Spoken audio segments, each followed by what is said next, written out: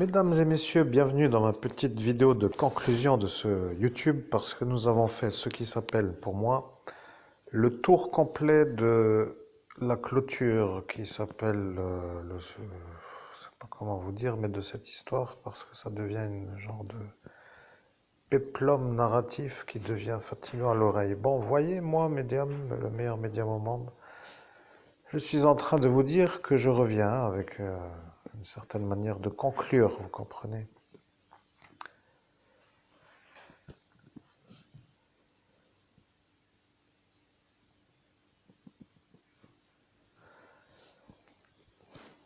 Mesdames et messieurs, je vais me consacrer au manga.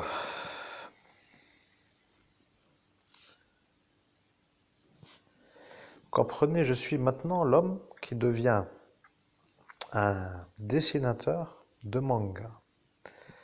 Disons que pour le commun des mortels, je peux dire quand même que de faire autant de vidéos sur une seule nuit va leur faire penser que je suis un genre d'homme qui a eu un gros bug. Alors, moi qui suis l'homme qui a eu un gros bug, est-ce que je dois avoir honte d'avoir eu un gros bug? Après tout, certains ont des bugs. Certains ont des bugs toute leur vie et moi j'ai eu une genre de bug une certaine durée avec 6 années de remise en possibilité sur la médiumnité. J'appelle ça comme cela parce que c'est comme de dire, par exemple, eh bien, je sais pas comment vous dire, mais bon, c'est un peu compliqué. Si vous n'avez pas compris, ça devient inquiétant même, je dirais. Ce qui veut dire que le 18 mai 2017, j'étais en capacité d'être médium et tellement carbonisé du cerveau, tellement effacé, tellement désynchronisé, tellement avec toute une sorte d'artillerie, avec un crescendo incroyable. Je suis quand même un peu déçu de ne pas me souvenir de tous les détails. Voilà, parce que là, j'ai raté quelque chose, je peux vous dire. J'ai travaillé, travaillé, travaillé, travaillé, travaillé, et tous les jours, et du matin au soir, et même la nuit. Vous n'avez pas vu l'évolution sur le début. C'était la planche comme un genre de... Oui, bon, mon projet qui aurait été quand même de réussir plus tôt, c'est un peu décalé sur 6 années. Là, j'en sors tout juste. Après, peut-être que je dois oublier cette nuit, mais je dois vous dire, le projet de m'emboîter dans une zone, genre d'asile psychiatrique, pour me carboniser le cerveau à un tel point que j'arriverais tout juste à empiler des gros cubes les uns sur les autres, peut-être avec 3 cubes. Vous voyez. C'était ça leur Père Noël à eux qui voulaient, vous voyez, ils voulaient ça. Ils voulaient que moi je finisse là-bas et que j'arrive à faire l'équilibrage comment dirais-je, je sais pas comment vous dire, vous rentrez là-dedans, vous ressortez plus pareil. Bon, après, ça m'amuse pas vraiment. Mais bon. Il faut quand même dire une chose, hein, quand j'ai compris que ça allait être ça dans la soirée, j'ai bien fait de réagir, vous voyez, sinon j'aurais vraiment été malade du cerveau toute ma vie. Bon, là, maintenant, j'en sors, vous voyez. Alors oui, je vais faire du manga, parce que je trouve que je passe trop de temps à faire de la médiumnité pour une histoire qui est déjà connue, et qui retourne dans tous les sens, et qui, au final, n'apporte plus trop grand-chose de supplémentaire à tous les messages qui sont déjà diffusés. Alors il faut dire, je peux pas faire comme eux veulent. Vous voyez, eux on dit, il va faire toute sa vie une seule nuit, et après il fera rien d'autre de sa médiumnité, machin. Les démons, les sorciers, enfin tout cela. Donc moi, je préfère quitter ce Facebook. Donc ce Facebook, qu'est-ce que je veux dire? Ce YouTube, sur cette manière de bifurquer vers un autre YouTube. Alors, l'autre YouTube sur lequel vous pourrez suivre mes créations de dessin s'appelle Chris Production 1. Chrisproduction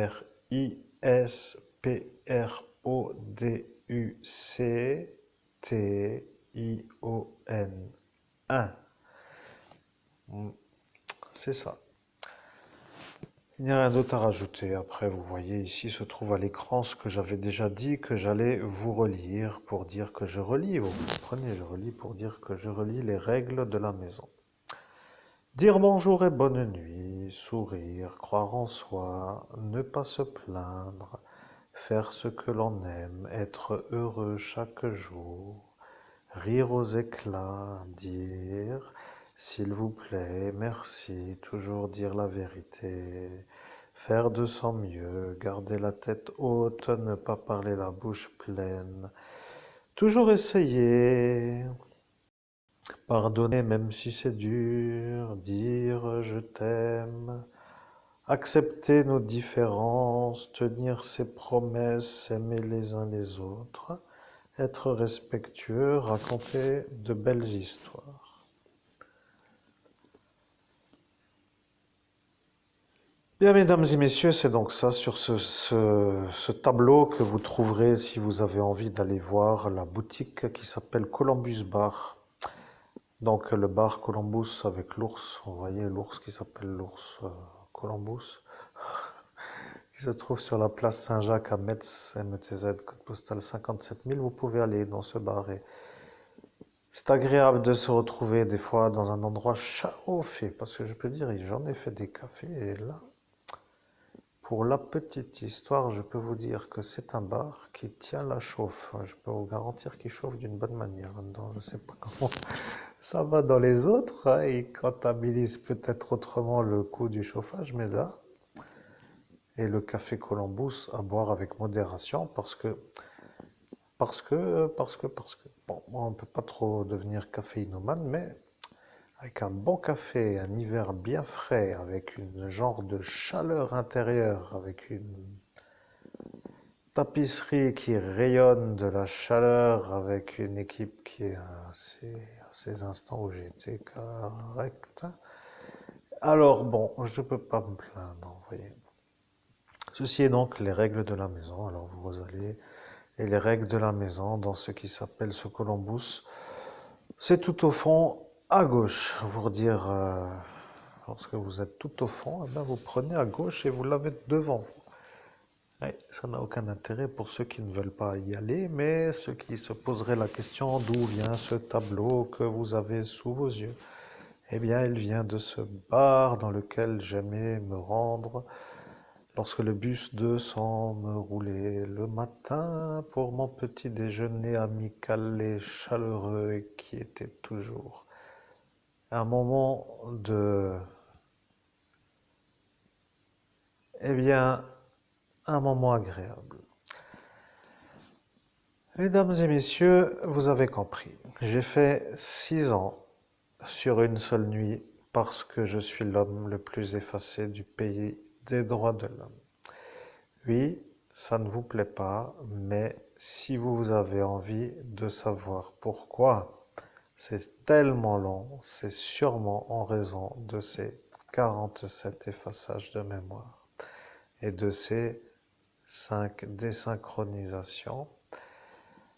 Et pour dire la chose, si vous avez du courage, je vous invite à regarder peut-être le mois ou les 2 derniers mois, parce qu'autrement c'est une genre de fluctuation qui s'articule dans des narrations d'une certaine incohérence en raison d'un ordre non chronologique, mais qui à cet instant, de ma manière de travailler et pour mon je suis, c'est-à-dire mon I and I, une sorte de lutte dans le monde parallèle pour retrouver des énervés qui voulaient m'enterrer avec une certaine force. Voilà, pour dire qu'il faut se défendre dans la vie, et si ça ne va pas mieux, eh bien tant pis. Pour moi, tout est clair. J'ai dit ce que j'avais à dire euh, sur ce, sur ce moment de mon existence. J'en suis revenu à force de travailler. Et comme je l'avais dit, la première année, c'était pénible parce que aucun souvenir est absolument certain. Et vous savez, il faut faire quand même entre une canalisation directe qui est possible le 18 mai et entre 6 années plus tard pour revenir avec la possibilité qui au fur et à mesure s'est fait voir comme une évolution vers un retour avec mon niveau que j'avais en 2017. Eh bien, c'est pénible, oui, mais c'est surtout pénible pour ceux qui écoutent, semblerait-il, parce que moi, je suis quand même le premier à ne pas pouvoir dire que je peux avancer, reculer ou mettre pause sur une canalisation directe, alors d'entendre toujours des moments de dévastage de mon être me pose un problème énergétique. Un genre de stress à chaque fois qui germe et qui prend une certaine force que je dois de nouveau canaliser pour ne pas que ça... comment pourrais-je dire? Que ça se projette dans tous les sens sans que ce soit... Eh bien, vous imaginez les excès de surpression à chaque fois que j'entends ça, parce que pendant 6 années, pas trop le temps de décompresser, vous comprenez, en parallèle, c'est quand même bien révolu, hein. Alors, bien entendu, la tablette a été cassée, elle a été renvoyée avec une manière d'avoir une nouvelle tablette pour enregistrer. Je travaille sur tablette, mesdames et messieurs. Alors bon, la dernière fois où j'ai utilisé cet Arcos, c'était quand même assez prévu. Alors c'était à Saint-Aval. J'ai tenu la tablette Arcos d'une manière où il ne fallait pas et crac, l'écran a fissuré. Et puis après j'ai dit, eh bien, tablette un peu low cost, pas besoin de réparer. Et puis fini la tablette là. Donc là je suis sur une autre tablette. Alors oui, c'est ça qui vous intéresse peut-être. Vous comprenez le matériel, le temps passé. Investissement en temps et en énergie pour retrouver comment a été modulée l'histoire. Et oui, vous avez compris, mesdames et messieurs, l'histoire a changé. C'est ça qui est assez impressionnant dans toutes les vidéos que je vous propose d'écouter. De fil en aiguille, vous comprendrez. Et là, je ne peux pas trop avancer ce que je vais dire, mais qu'est-ce que est vraiment le monde sur Terre si on ne rentre pas dans l'autre monde? Qu'est-ce que est l'existence aux yeux de ceux qui ne voient pas? Eh bien, c'est un genre d'existence qui n'est pas une existence, puisque l'intérêt de la vie est de se connecter à son propre je suis. Alors moi, je suis un médium, je ne m'ennuie pas, même si je fais tous les jours la médiumnité sur une seule force, sur une seule nuit, pour dire absolument incroyable. C'est quand même pour dire que là, je suis de nouveau en possibilité de pouvoir agir, réussir à réussir. Bien entendu, je canalise les anges, les archanges, les saints, les saintes, les êtres qui sont déjà partis, les êtres qui sont des guides, des maîtres ascensionnés, des genres de, eh bien, de phares qui dans la nuit vous éclairent pour vous guider vers là où il faut. Parce que, vous savez, être dans un monde où il n'y a rien d'autre que la nuit veut dire aussi être perdu déjà, puisque c'est ça. Vous comprenez, les êtres de la nuit sont avec une certaine certitude d'être des êtres qui font des choses après à leur façon, mais ils sont déjà tout simplement perdus. Mesdames et messieurs, je vais faire donc maintenant du manga, du dessin. Je précise que je vais devenir, et là ça va être intéressant pour ceux qui voudront me suivre sur ma chaîne Chris Production 1, ça va devenir une genre de médium qui fait du manga.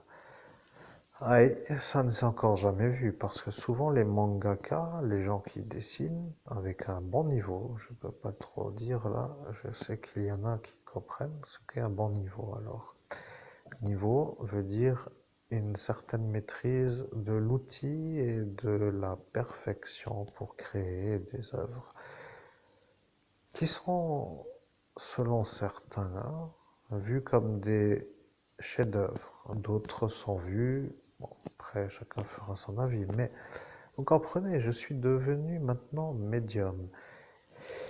Et aujourd'hui, je quitte cette soirée du 17 au 18 mai 2017 parce que j'ai décidé de faire une nouveauté.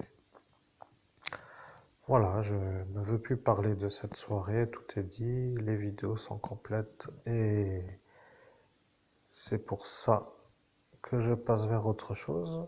Comme cela, je vais pouvoir être vu maintenant comme un médium qui fait du manga.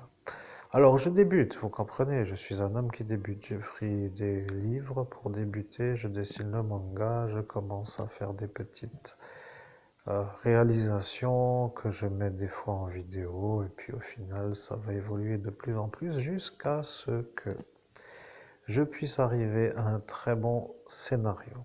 Parce que je dois vous dire, je suis à la base un homme qui a commencé à faire de la réalisation photographique et qui a toujours aimé la photo. Je suis un genre d'amoureux de l'image photographique et en termes de possibilités de création, je vois dans cet art, puisque c'est un art, la photographie, hein, je précise, c'est comme de pouvoir créer ce que l'on souhaite. C'est un genre d'art. Après, vous savez, on peut toujours discuter selon certains, puis d'autres et d'autres et d'autres. Bon, à mon niveau, j'ai vu ça comme une sorte de, eh bien, je ne sais pas comment vous dire, mais de passion. Voilà, tout simplement la passion de la photo. J'en ai passé du temps, j'en ai passé du temps, j'en ai passé du temps. J'ai fait des ateliers photo, j'ai fait des clubs photo, j'ai étudié la création de l'image, la composition. Dans ma soirée d'ascension, pour revenir à ça, il y a même eu la manière où eux, pour vouloir me faire comprendre que eux me font un genre de... je dois dire comment? Je dois dire clin d'œil, moquerie ou humiliation ou... Je ne sais pas comment vous dire, enfin bref, toujours est-il que d'un seul coup, il y a eu l'école Yann Arthus Bertrand dans mon village. Et là, c'est quand même incroyable, vous voyez, cette école s'appelle maintenant Yann Arthus Bertrand. Bon, pourquoi pas. Alors bien entendu, moi qui aime la nature, je peux dire que je comprends le photographe. Vous voyez, je suis quand même assez proche de la nature. J'aime les animaux, j'aime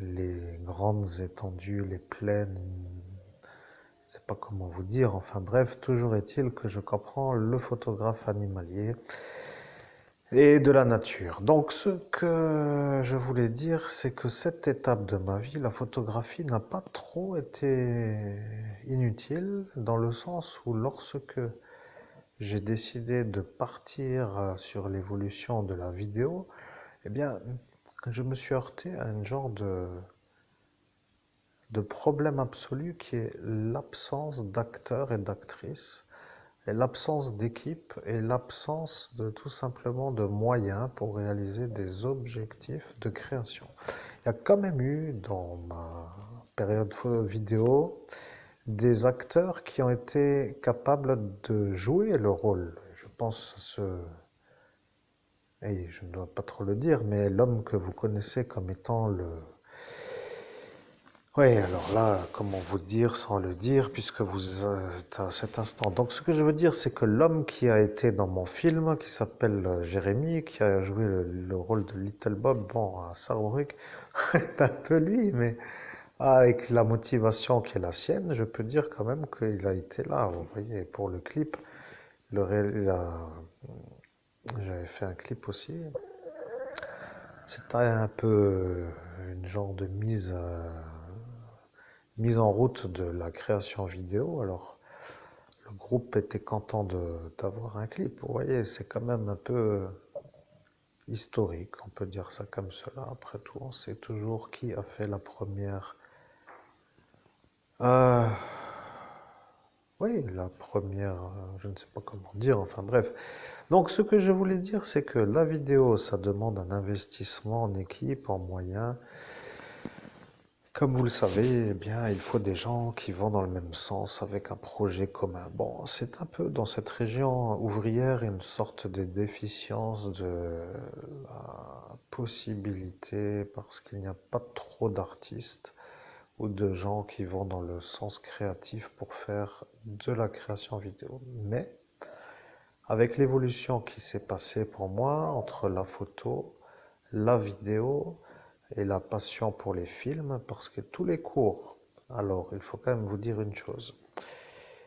Vous savez, si vous voulez être un réalisateur, il faut regarder des films, parce qu'il y a toujours des prix, comme pour dire le Festival de Cannes ou d'autres, vous voyez. Ils ont remporté des prix, les films remportent des prix selon des critères, l'écriture, le scénario, la lumière, l'histoire, enfin, le jeu d'acteur, etc., etc. Donc il y a des paramètres d'analyse, bon film, mauvais film, pris, pas pris, enfin bref. Ce qui est le cas aussi pour, j'allais dire, la photographie. Vous voyez, le TIPA était toujours là un peu pour dire certains matériels, d'autres des magazines photo. On reconnaît les photographies, on voit qui a gagné des prix, pourquoi l'image a un impact. Il y en a un qui ont impacté l'histoire, autant dans la photographie que dans la vidéo. Le manga. Alors, le manga, c'est un peu aussi pour dire que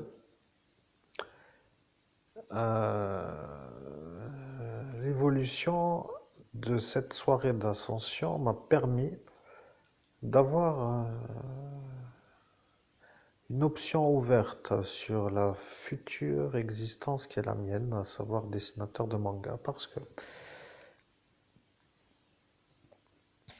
les chevaliers du zodiaque savent que moi je suis un homme qui les a vus à cette époque. Vous savez, je suis à cette époque avec Récréa 2, l'émission française qui diffuse des dessins animés avec Dorothée, vous rappelez. Belle présentatrice, Dorothée, je peux dire qu'elle était quand même charmante pour cette période. Donc, ce que je veux dire, c'est que les dessins animés sont soit pour ceux qui aiment, soit pour ceux qui n'aiment pas. Je dis juste que les mangas, c'est toujours une possibilité de créer, vous voyez, pour dire l'évolution de la composition d'images acquises dans la photographie et vers une histoire avec un scénario. Voilà, ça ne demande pas trop en fait de contraintes de la mise en possibilité d'avoir une équipe, comme par exemple des éclairagistes ou des scénaristes ou des preneurs de son ou des monteurs vidéo ou enfin bref, il faut euh, toute une genre de structure pour réaliser un film quand on est dans le monde du film. Or, pour les mangas, à mon niveau, parfaite maîtrise des possibilités, c'est-à-dire composition de l'image, mise en place d'un scénario, et bien entendu, il faut quand même avoir le talent pour dessiner, et c'est ça que je vais travailler parce que avec la médiumnité, sur cette nuit que vous savez être celle que vous savez, eh bien, ça devient un peu une sorte d'évolution, comme une genre de chenille qui laisse une empreinte historique, mondialement historique. Oui, je suis le meilleur médium au monde et je vais, alors, il faut quand même dire, je vais continuer la médiumnité, mais sur une autre chaîne en rapport avec la médiumnité. Et je vais faire du manga sur la chaîne Chris Production 1, K-R-I-S, P-R-O-D-U-C-T-I-O-N. Je mettrai au fur et à mesure mes créations de dessins jusqu'à ce que les dessins se perfectionnent.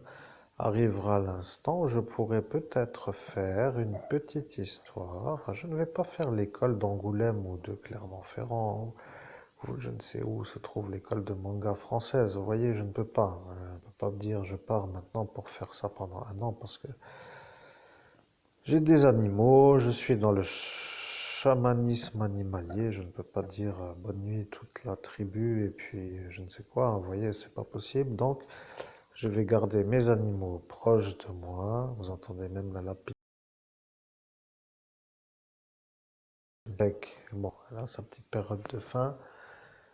J'ai ma féline qui est sur mes genoux, qui se met à une petite sieste, et l'oiseau qui se trouve dans sa cage et qui dort, et l'autre lapin qui est en train de dormir. C'est marrant les lapins parce qu'ils ont des grandes oreilles, on peut dire ça comme cela, mais vous savez, après, chaque animal a une espèce de manière d'être qui fait que c'est assez passionnant à regarder. Bon, après, chacun son intérêt et son loisir dans la vie. Donc, de toute façon, pour moi, c'est ça. Je vais évoluer vers le manga. Donc, je vais étudier la composition d'images, de la manière de pouvoir dessiner une image. Vous voyez, avant la photographie, c'était la composition qu'il fallait étudier, l'ouverture, la sensibilité, le temps de pause et l'éclairage. Et là, maintenant, ça va être le talent de dessiner. Voilà, il faut que je dessine. Et si je dessinais quelque chose qui était pour moi quelque chose de nouveau, vous voyez, imaginez-vous un médium qui dessine des mangas pour raconter une histoire qui lui vient en médiumnité. Alors là, je sais que ça paraît énorme, mais imaginez-vous ça. Les humains normaux, pour dire la plupart des êtres humains, ont un cerveau, ils se mettent en route pour réfléchir, et je l'ai fait aussi, vous comprenez, à chercher des scénarios, à faire des... comment je vais raconter cette histoire, il y a un personnage principal, il va faire une genre de... bon, on va dire, vous voyez, vous vous projetez dans la récite, dans un scénario, vous faites évoluer des personnages dans une histoire, et voilà, que c'est votre travail du cerveau. Alors moi, ce que je vais faire, c'est que je vais essayer de connecter mon Ayanai pour faire une histoire qui vient de en haut, dans ce monde en bas, sur Terre, pour dire, et après avoir dessiné, on pourra voir ce que ça dit. Voilà, je sais qu'il y a des mangas qui sont très épurés. J'étais surpris d'avoir un manga entre les mains, et là, je ne sais pas pourquoi, je suis tombé sur un manga assez simple de la structure graphique, pour dire. Très, comment dire, je ne sais pas comment dire, avec un trait assez, bon, une genre de mousse, vous voyez, je ne sais pas comment vous dire, sur un genre de, oui, on ne peut pas exprimer ça comme ça, c'est une genre de métaphore, mais ce que je veux dire, c'est que la complexité du dessin n'était pas là dans cette œuvre-là, alors que le manga a remporté un premier prix d'un festival de dessinateurs de manga. Bon, pour dire le nom du manga, c'est Yasha. Yasha, alors Yasha, Y-A, et là je ne sais pas si c'est C-H-A ou S-H-A, vous regarderez si vous avez envie, donc c'est quand même un peu très pur, vous voyez le style graphique, c'est très léger. Alors j'ai pas du tout vraiment été voir plus loin dans l'histoire, mais vous voyez là ça m'a donné un genre de morale.